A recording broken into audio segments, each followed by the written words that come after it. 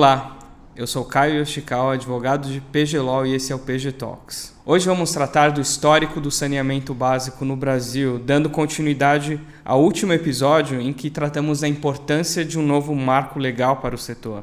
É muito importante ressaltar que a expansão dos serviços de abastecimento de água e de coleta e tratamento de esgoto são essenciais para o Brasil combater a pobreza, melhorar as condições de saúde da população em geral e proteger o meio ambiente por meio da coleta e da disposição adequada de resíduos. Um dos cartões postais do Rio de Janeiro são os Arcos da Lapa. O que poucos sabem, na verdade, é que essa construção imponente, na verdade, é um aqueduto, que tinha por objetivo fornecer água para a cidade do Rio de Janeiro. É por isso que o antigo nome dos Arcos da Lapa é Aqueduto da Carioca.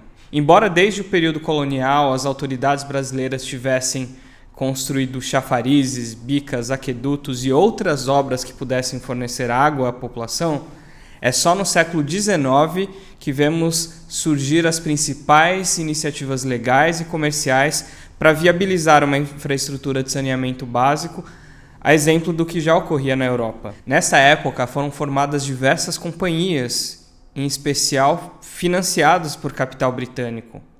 Essas companhias tiveram por objetivo desenvolver redes de abastecimento para os principais centros urbanos do país.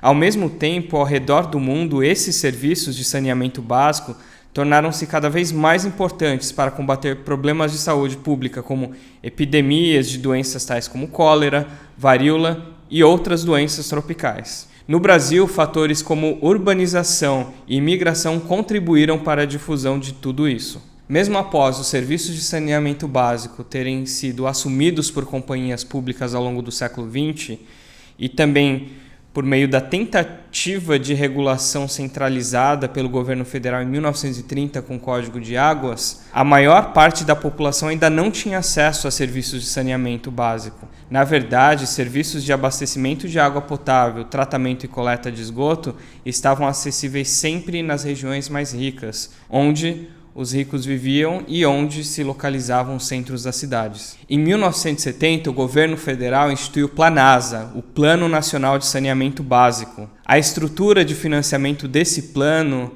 era centrada no Banco Nacional da Habitação, ou BNH.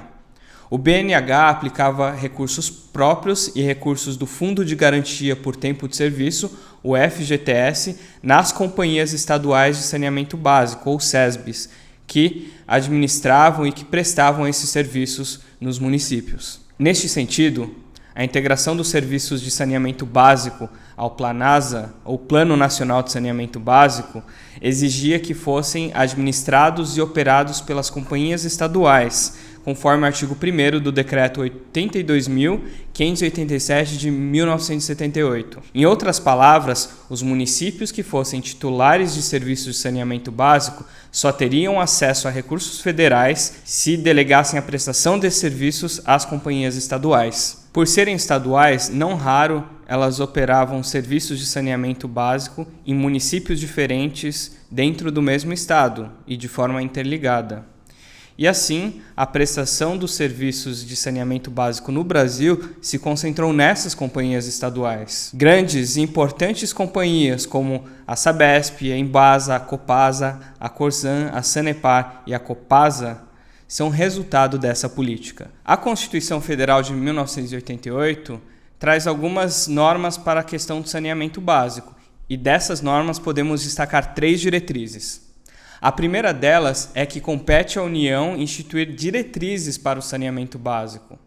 A segunda é que prevê que compete à União, estados e municípios a melhoria das condições de saneamento básico. E a terceira, ela atribui ao SUS a participação na formulação de políticas públicas de saneamento básico, reconhecendo o papel do saneamento básico na consecução dos objetivos de saúde pública. O artigo 30, inciso 5 da Constituição Federal, dá aos municípios a competência de organizar e prestar de forma direta, ou sob concessão ou permissão, os serviços públicos de interesse local. Historicamente, os serviços públicos de saneamento básico foram vistos como serviços públicos de interesse local. Ao longo do tempo, as relações entre os municípios e as companhias estaduais assumiram diversas formas em termos contratuais. Porém, como vimos, a situação dos serviços de saneamento básico no Brasil está muito longe do ideal. E em muitos casos no país, esses serviços eram prestados sem metas claras ou com base em contratos firmados há muitos anos. Ao reconhecer esse problema, uma das principais iniciativas legais no processo de modernização da regulação do serviço de saneamento foi a criação dos contratos de programa. O objetivo dos contratos de programa ou de sua disciplina legal foi justamente dar alguma formalização a essas relações já estabelecidas. Em 2007, a Lei 11.445 institui diretrizes nacionais para o saneamento básico. Essa lei, que é a primeira lei que vai tratar do saneamento básico como um todo, visa resolver um problema que é o problema da titularidade logo no seu início. Ela atribui aos municípios e ao Distrito Federal a titularidade do serviço de saneamento básico no caso de interesse local e o Estado, em conjunto com os municípios, que compartilham efetivamente instalações operacionais integrantes de regiões metropolitanas, aglomerações urbanas e microrregiões instituídas por lei complementar estadual no caso de interesse comum.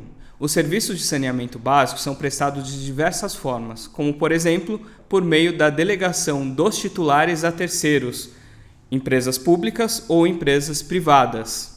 Há também a prestação de serviços de forma direta pelo titular, como, por exemplo, no caso da Sociedade de Abastecimento de Água e Saneamento, ou SANASA, uma autarquia municipal de Campinas. As principais figuras jurídicas na prestação de serviços de saneamento básico no Brasil são instrumentos de natureza precária, como autorizações ou permissões que podem ser revogáveis a qualquer tempo pela administração pública, convênios entre entidades da administração pública, concessões comuns, concessões patrocinadas, concessões administrativas.